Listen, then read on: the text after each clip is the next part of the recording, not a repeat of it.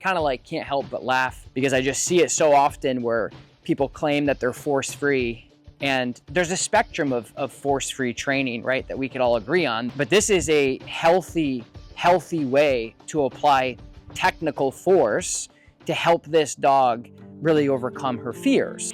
It was like a 10 by 10 dog pen. She had no name. She had been there for approximately 3 years, and then she was at the shelter for another like 6 months. You know, a lot of insecurity with people too is just dealing with really traumatic situations and really reverse engineering it. To her, when she's at home, she has all the confidence in the world. Good. But the minute you take her out of our fence and away from her siblings, she's terrified. We just want her to not be so scared of the world. Literally, if we pass someone on the trail, they're not even paying attention to her. If someone says, "Can we pet her?" We're like, "No, sorry." It's not like they're even coming towards her. She just freaks out and tries to get out of her harness. It's like she doesn't believe there's other people in the world besides mom and dad. Got it. Training confidence with dogs, we're trying to change the way the dog emotionally responds to their environment. And again, and if we've been dealt with a hand of potential trauma or abuse or neglect or all three, it's harder because they're like, I know what you're saying, but everything tells me no. It's a very primal instinct. It's like with wild animals, like feral animals. That's why they're afraid of people, because it's what keeps them alive. Right? So the goal is to be able to hand the leash off. That way to really just break down the barriers for her to say like, hey, it's okay. And I always tell people, especially in the dog space, it's like the amount of stress that the dog goes through during the confidence building phases to kind of force them into a new situation and then realize, like, yes, it's traumatic, but it's also getting them out of their shell. So the amount of stress that's involved with staying in that shell of everyone is going to kill me and hurt me and everyone's out to get me, and then you force them into this situation where they're like, oh, I don't want to, and then all of a sudden they're like, oh, it's not so bad. Tommy's not so bad. Yes. Then they can start, that's where they start growing within reason and discretion, Come on, Harper. Come on. Good girl. Nice. Good girl. Good job. Good. Nice job, Harper. So this is good. Better than I expected, because I'm a new person. Yeah. Abby's a new person. True. Harper. Come on, baby. Good girl. Well done. Good girl. Good girl. Here, what about that? There's a spectrum of, nervousness, right? So she's always gonna be, like, her base with new people is gonna be similar to this. Okay. So, just know that, right? Like, whenever I'm working with dogs, some people are like, wow, she's nervous. I'm like, well, this is how she is, right? She was neglected, abandoned, and left in a 10 by 10 crate or kennel her whole life. So she doesn't know how to be a golden retriever and know how to open up like this. If I spent, a week or two with her, then yeah, she might be just as open to me as she is with you guys. But to new people, the base is likely, she just did everything that I would want her to do. She came over, she sniffed me, she evaluated me. She's like, hey, who are you? And that's the best you could ask for, really. So with new people, best thing to do is do what I did in the beginning. Don't look at her. The more you start to have these conversations with her like I am now, come here, like I am now, it's gonna be harder. I'm just trying to see what I can get away with her. Gotcha. I'm gonna let her go to you in a minute. Come here, Harps. Come here, baby. Oh, what a good girl. What a good girl. So good, the voluntary walk over to me is really nice, which means I'm not, forcing her or pulling her or anything, which is nice. So yes, good girl. What a good girl. You're so brave. Good girl. Good job, Harper. Good job. What a good girl you are. What a good girl you are. So this is excellent. In the beginning with a dog like this, in order to help her become better, there's absolutely an inevitable force that's going to be involved. But force to define is going against their will to do something. you know, and in this case, it's going against it's like a kid going to school, right? It's like, they don't want to go to school their first day, but it's like, okay, well, the other option is you don't want to go. So you have to stay home. You can stay home and you don't have to get educated. You don't have to go to kindergarten, first grade, second grade, third grade, fourth grade, etc., right?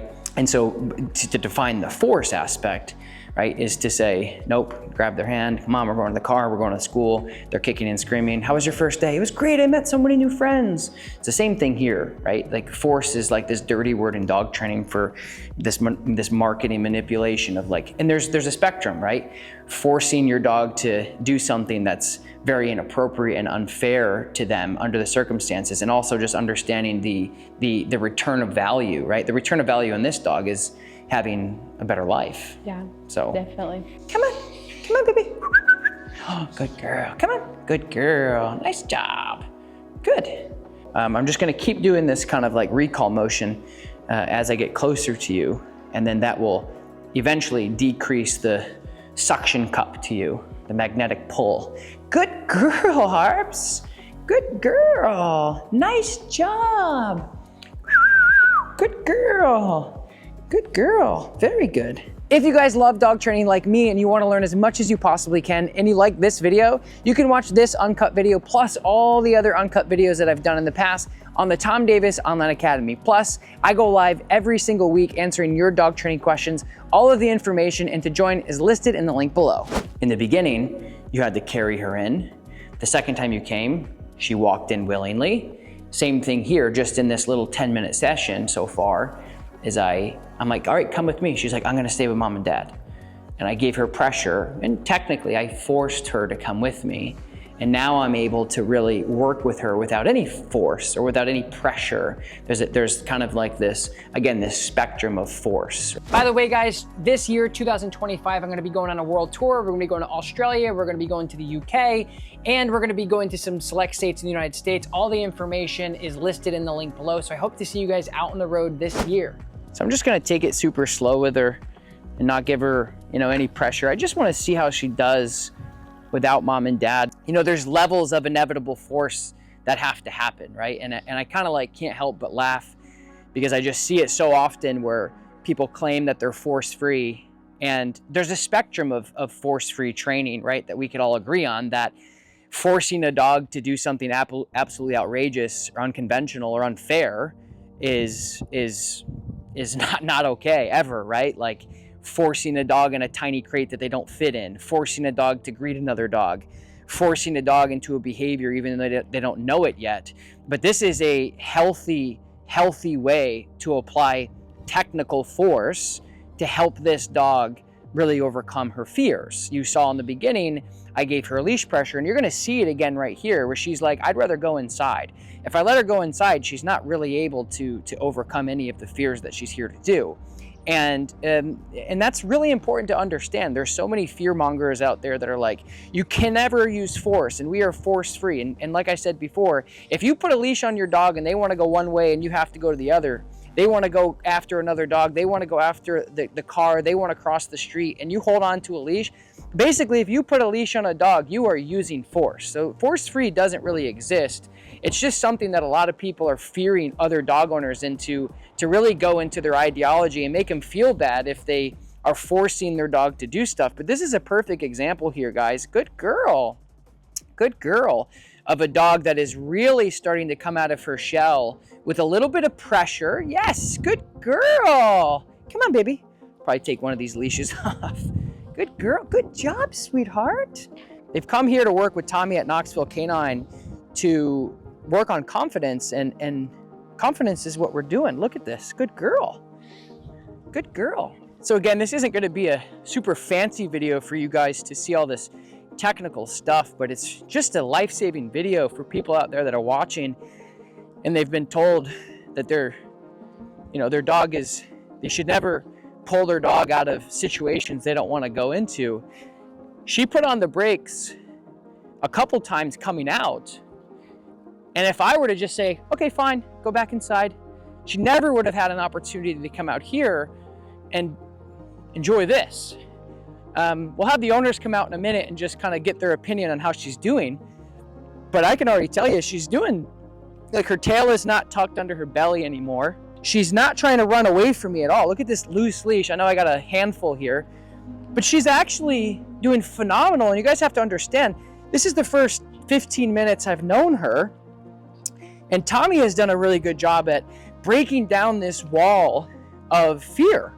And again, to be clear, we're making this video to really expose this fear-mongering that force-free dog trainers apply on people, that you should never use force. But on the other side of force, on the other side of pressure, is this.